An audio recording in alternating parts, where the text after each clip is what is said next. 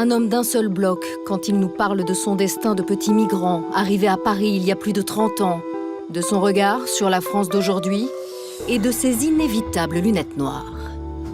Prêtez-moi vos lunettes. Non. Vous avez quoi à cacher?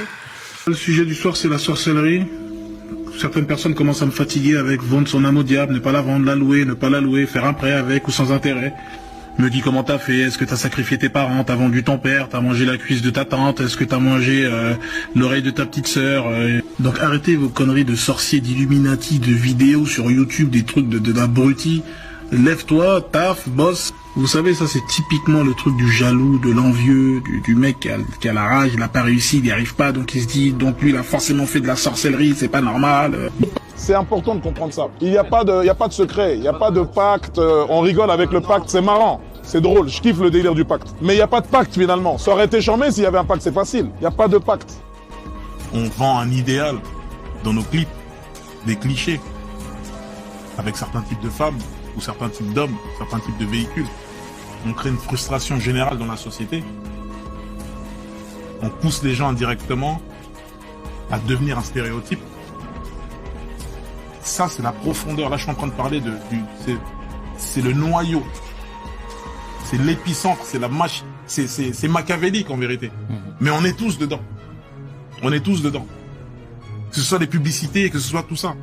Et en tant que religieux, entre guillemets, religieux du vendredi, on se doit de savoir ça quand même. Que il n'y a pas que du bien finalement qui peut découler de tout ça, de toute cette vantardise, de toute cette exposition, de toute cette fanfaronnerie. Ouais. Parce que oui, il faut le dire, on fanfaronne, on montre des belles voitures, des jets privés, des machins. Qu'est-ce qu'on cherche derrière ça? Une validation? Qu'est-ce que tu cherches quand tu montes dans ton jet et que tu filmes ton 14 places? Tu cherches une validation. Si personne n'a vu ton post, eh ben ça va pas te mettre bien. Le Shaitan, il parle et il parlera toujours. Ouais. Mais Dieu est plus fort. Ouais, exactement, frère. Exactement. Dieu est plus fort. C'est ça la vraie raison. C'est ça, mon frère. Dieu est plus fort, gros. Le Shaitan, il peut parler, il parlera toujours. Mais Dieu est plus fort. C'est ça, mon frère. C'est ça la seule. Belle parole, frère. Belle parole. À première vue, Gims, c'est l'artiste français le plus écouté à l'international. Depuis Section d'Assaut jusqu'à aujourd'hui, il a marqué plusieurs générations, vendu plus de 6 millions d'albums, collaboré avec les plus grands, et je pense à Lil Wayne, rempli des stades, enchaîné les hits.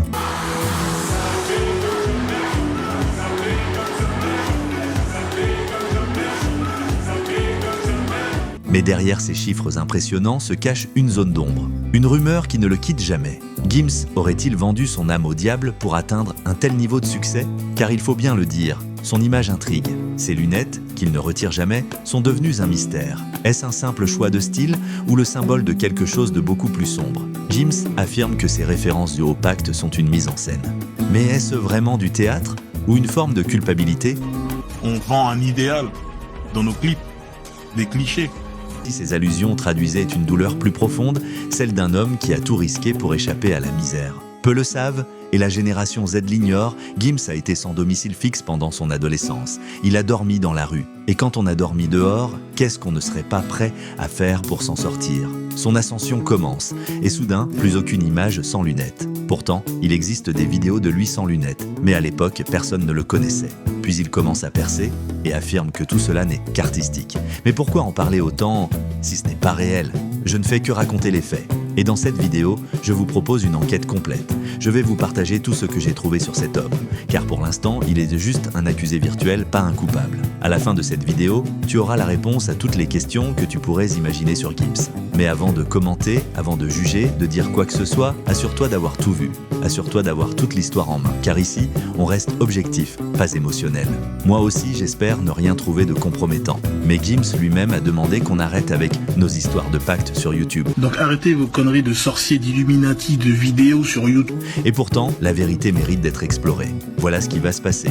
On va parler de son enfance, pour ceux qui ne connaissent que Gims et non la personne. Ensuite, de sa carrière, ses succès, ses polémiques. Et enfin, vous donner le verdict final. Gims a-t-il signé un pacte avec le diable pour avoir ce succès, ou est-ce simplement un homme qui a travaillé dur, défiant un système biaisé dès le départ?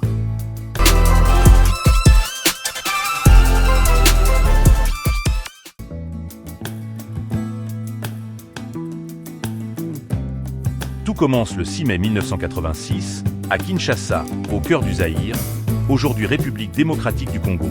Un garçon né Gandhi Alimazi Djuna, celui que le monde appellera plus tard Gims. Son père, Djuna Djanana, est chanteur dans la troupe Viva la Musica de Papa Wemba, mais trop proche du régime de Mobutu. Quand le pays bascule, la famille fuit. En 1988, Gandhi quitte le Congo à seulement 2 ans. Ses parents, en situation irrégulière, s'installent d'abord à Clermont-Ferrand, puis à Paris. Une terre promise qui tourne vite au cauchemar. Ouais, j'étais un petit migrant. Et on est arrivé en banlieue parisienne, on est arrivé en province, pour terminer ensuite à Paris. Et c'est des tonneaux. C'est des tonneaux toute mon enfance, des tonneaux pour qu'à un moment la voiture s'arrête. Et là tu te demandes si ils sont encore vivants à l'intérieur ou pas, quoi. Et par je ne sais quel miracle, on est sorti de la voiture et on s'est stabilisé. Sans papier, sans stabilité, sans filet, Gims est placé en famille d'accueil par l'aide sociale à l'enfance, ASE. Avec ses 2 petites sœurs et son petit frère Belgique, il dort dans des squats insalubres, des halls d'immeubles glacés, des nuits à la belle étoile. Il partage des maisons avec des toxicomanes. En même temps, dans les squats, traînaient les trafiquants, les dealers. Vous étiez sur un fil. Ouais, nous on était avec notre famille dans une pièce ou 2, et t'avais d'autres pièces qui étaient occupées par des dealers par exemple. Des gens qui venaient là et qui faisaient leur drogue, qui la découpaient, etc. Donc moi j'ai tout vu, depuis tout petit j'ai tout vu, j'ai vu comment ça se passait, j'observais tout, quoi. Et j'ai vraiment grandi dans ça. Et qu'est-ce qui a fait De SDF à invité chez Bill Gates. Je ne sais pas si vous imaginez l'ampleur. Franchement, quand je creuse cette enfance, je vois un gamin qui a tout perdu avant même d'avoir commencé. Une volonté de conquérir qui naît quand on grandit dans le manque. Et parfois, on est prêt à tout ce qui nous tombe sous la main. Et vous, qu'est-ce que vous auriez fait, ado, livré à la rue sans filet? Un conseil, la précarité est un professeur cruel. Mais c'est aussi ce qui forge les plus grands. Gims n'a pas eu la meilleure des enfances. Et plus je fouille dans la vie des grands artistes pour cette chaîne, plus je me rends compte d'une chose. Boba, Hamza, Aya Nakamura, Nino. Ils ont presque tous connu une enfance dure, compliquée. Mais ils sont devenus des figures ambitieuses, incontournables. Alors maintenant, voyons comment Gims a fait ses premiers pas dans le monde du showbiz.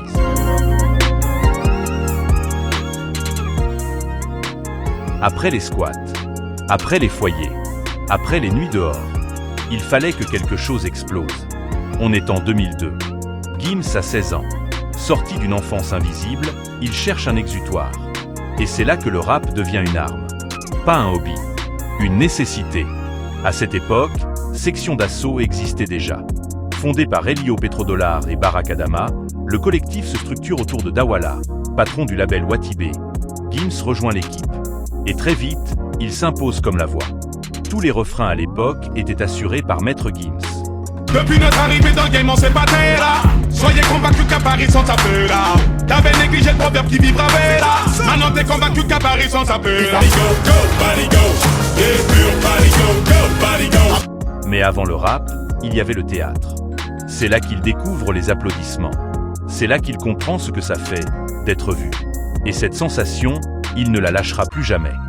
Exactement. J'ai fait une pièce de théâtre de Bourgeois Gentilhomme, les fourberies de Scapin. Et je me rends compte que j'aime ça. Avec ses frères d'armes, Black M, Le Fa, Masca, JR Ochrome, Doumam, ils écument les studios, les scènes de quartier, les open mic. Ils croisent Demon One, AP13, Coma de la Scred Connection. Ils collaborent sur le renouveau et Gims dessine lui-même la cover. Un détail méconnu, mais révélateur, ce gars touche à tout. Puis vient 2010. L'école des points vitaux explose. Disque d'or en 3 semaines. Aujourd'hui, triple platine. Des morceaux comme Papa. Papa, je comprends pas, je t'ai fait quoi? Je suis tout petit, je prends pas beaucoup de place. Maman. Et même quand tout le monde est contre toi, elle reste ta meilleure amie. Les gars. Mon gars sûr, mon gars sûr, sûr, mon gars sûr, mon gars sûr, mon gars sûr, mon. On m'a jugé parce que j'avais ma casquette à l'envers. Section d'Assaut n'est plus un collectif. C'est un mouvement national, mais l'argent ne rentre pas comme il le faut et ça cause problème. En 2012, l'apogée sort. 500 000 ventes. Diamant. Le groupe entre dans une autre dimension. Et Gims devient le leader vocal. L'architecte du son, celui qui porte désolé, avant qu'elle parte, ma direction. C'est ma direction. J'ai pété les plans sans abandonner ni baisser les bras. Mais déjà, le mystère s'installe. Gims passe son temps dehors. Et les lunettes apparaissent. Pas juste un accessoire. Un symbole. Une posture.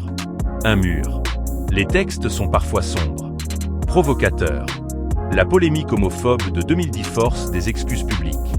Comment tout le monde vous a traité de chanteur homophobe, bref, ça prend 10 pages du livre, sauf qu'à aucun moment, vous rappelez l'objet du délit. D'où est partie cette polémique? Vous l'expliquez pas? Je ne sais pas, je pensais... Voilà, alors vous disiez, pendant un temps, là je cite, pendant un temps, on a beaucoup attaqué les homosexuels parce qu'on est homophobe à 100% et qu'on l'assume. C'était ça. C'était ça dans les télé. C'était ce qui était dit dans cette fameuse interview. C'était une énorme connerie. C'était une énorme connerie, pourquoi? Parce qu'on n'a jamais été homophobe. Et derrière le succès, des tensions. Cette période pose les bases de sa légende. Un leader né dans la galère. Prêt à tout pour briller. Cette voix qui perce va bientôt s'émanciper. Restez avec moi pour découvrir l'ascension solo de Gims et les soupçons qui l'accompagnent.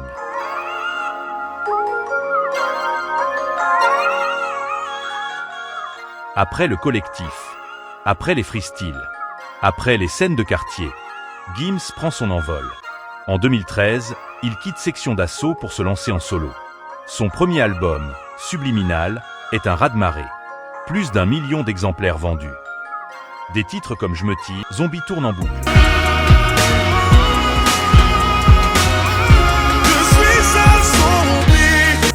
Il passe du rap au chant car en vrai il n'est pas si bon rappeur. Cependant très bon en chant. Du bitume au plateau télé. Et là, les soupçons commencent et les lunettes commencent à se faire remarquer. En 2015, Mon cœur avait raison confirme l'ascension. Je n'ai jamais tourné le dos, tout ce que les gens disent sur moi est faux. Puis en 2018, Ceinture Noire écrase tout. Gims devient l'un des artistes les plus streamés en Europe. Et ses collaborations s'internationalisent. Corazon avec Lil Wayne. Corazon, dis-moi combien tu m'aimes, dis-moi ce que j'ai fait, Corazon.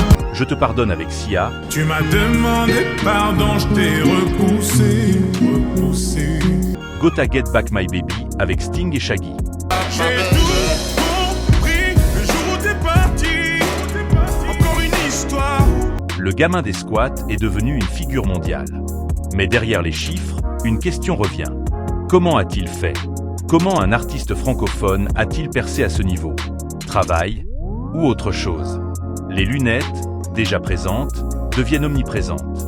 Jamais retirées, même en interview, même en coulisses.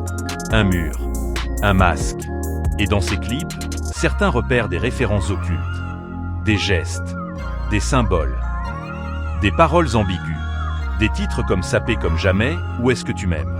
Se dit que c'est du théâtre, que tout ça, c'est du spectacle. Mais les rumeurs persistent, les vidéos tournent, les forums s'enflamment. De vous à moi, comment on peut prétendre être un croyant et faire la publicité satanique et souvent interdite par sa religion? Et vous, vous en pensez quoi? Est-ce que le succès vient du travail? Ou d'un système qu'il a jusqu'à présent bien caché? La suite, c'est le choc entre foi, image et incompréhension. Restez avec moi pour découvrir les polémiques et contradictions qui entourent Gims.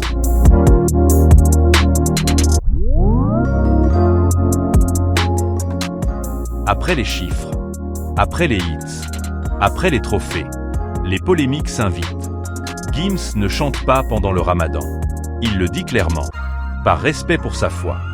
S'il vous plaît, avec les bonnes années, nouvel an, laissez-moi avec ça, pardon. Vous savez bien que je ne suis pas dans ça, je n'ai jamais répondu à ça. Mais vous continuez à m'envoyer des bonnes années.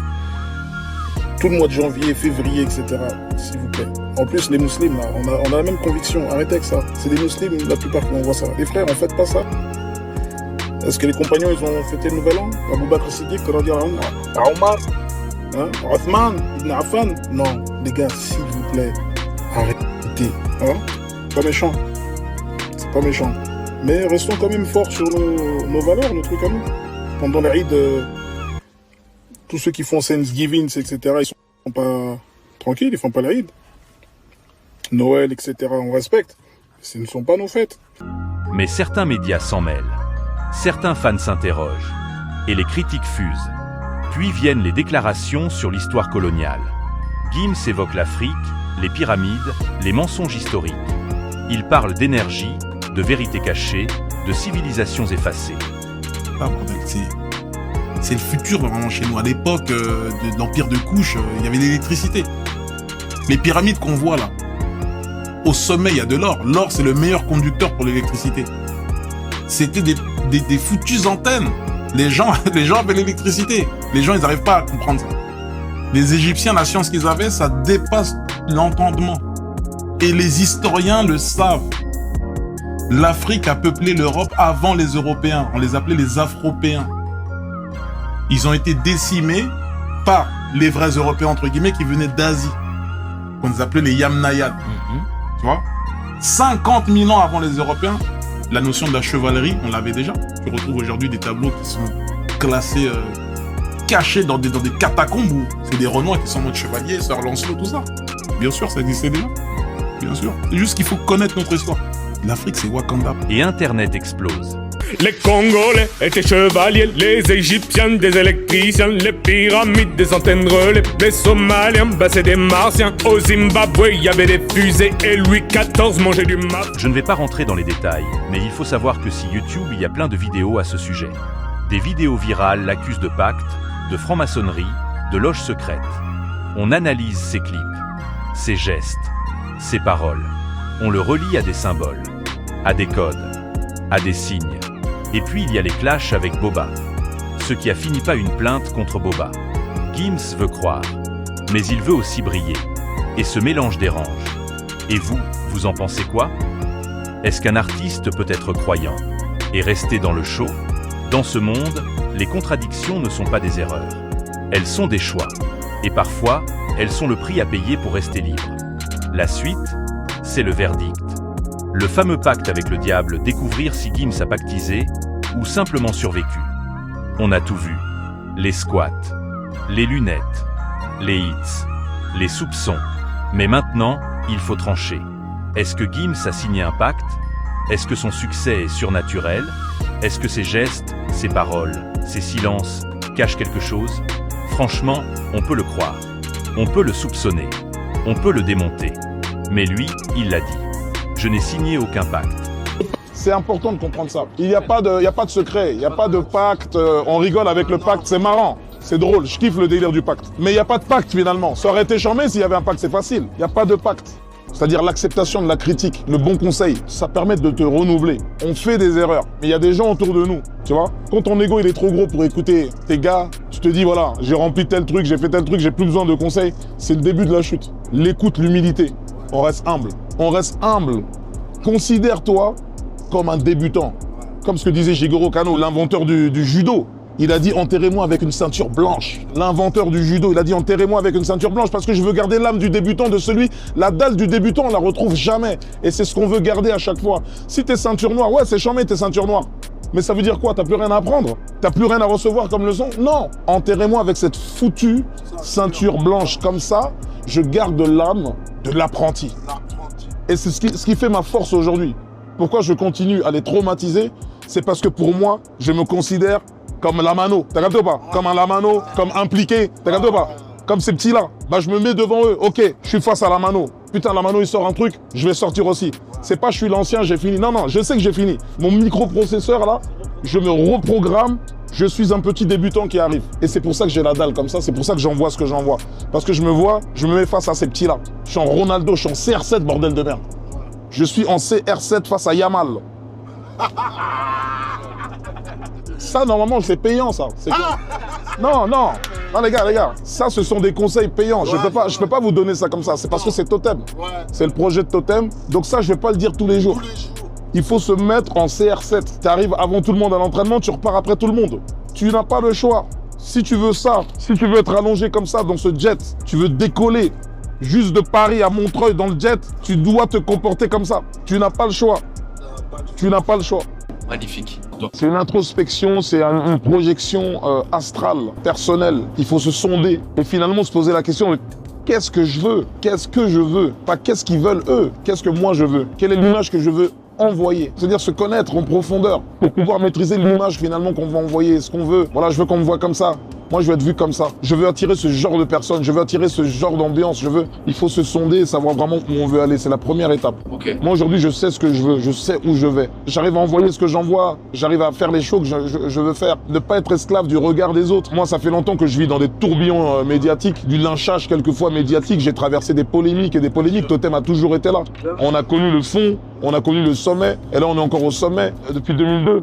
Ne vous arrêtez jamais sur le regard des autres. Les réseaux, c'est ton téléphone. Tu vois, c'est ça. Quand tu le coupes, il n'y a plus personne. Il n'y a plus personne. Je n'ai jamais vu quelqu'un arriver devant chez moi me dire ce que je vois sur les réseaux.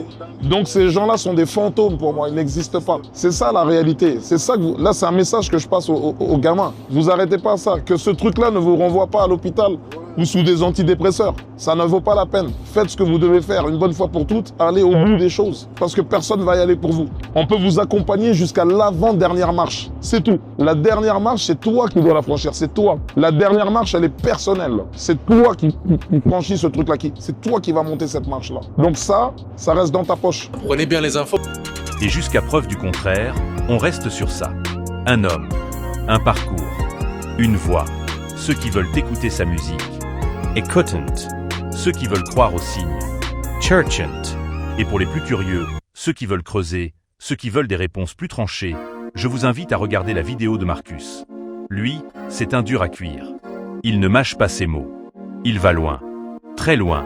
Franchement, quand je regarde cette histoire, je vois un survivant, pas un pactisé. Un homme qui a tout donné pour s'en sortir. Et qui, aujourd'hui, dérange. Parce qu'il a réussi. Et vous, vous en pensez quoi? Est-ce que le doute suffit à condamner? Ou est-ce qu'il faut des preuves? Avant de juger, dans ce monde, le mystère attire. Mais la vérité, elle demande du courage. La suite, c'est à vous de l'écrire. Mais cette fois, avec toute l'histoire en main.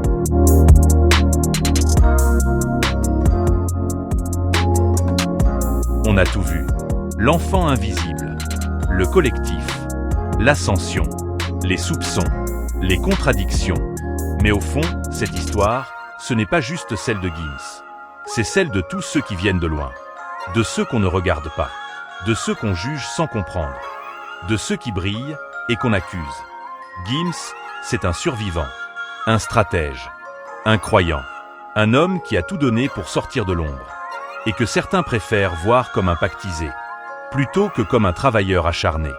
Mais toi, si t'as grandi dans le silence, si t'as connu les foyers, les regards de travers, les humiliations, tu sais que le vrai pacte, c'est celui qu'on signe avec soi-même, celui de ne jamais lâcher. Alors écoute bien, si tu veux réussir, tu n'as pas besoin de pacte. Tu as besoin de vision, de discipline et de courage. Et surtout, de vérité. Et si cette histoire t'a touché, si elle t'a fait réfléchir, je t'invite à aller plus loin. Regarde la vidéo sur Aya Nakamura, une femme qui a subi le plus grand racisme jamais connu en France. Pas dans les livres, pas dans les discours, mais dans sa chair, dans sa vie. Parce que comprendre Gims, c'est aussi comprendre Aya. Et comprendre Aya, c'est comprendre le monde dans lequel on vit. Franchement, si t'es arrivé jusqu'ici, c'est que t'as cherché plus qu'un buzz. T'as cherché du sens. Alors garde ça en tête. Dans ce monde, le vrai pouvoir, c'est pas les pactes. C'est la vérité qu'on ose dire et celle qu'on ose écouter.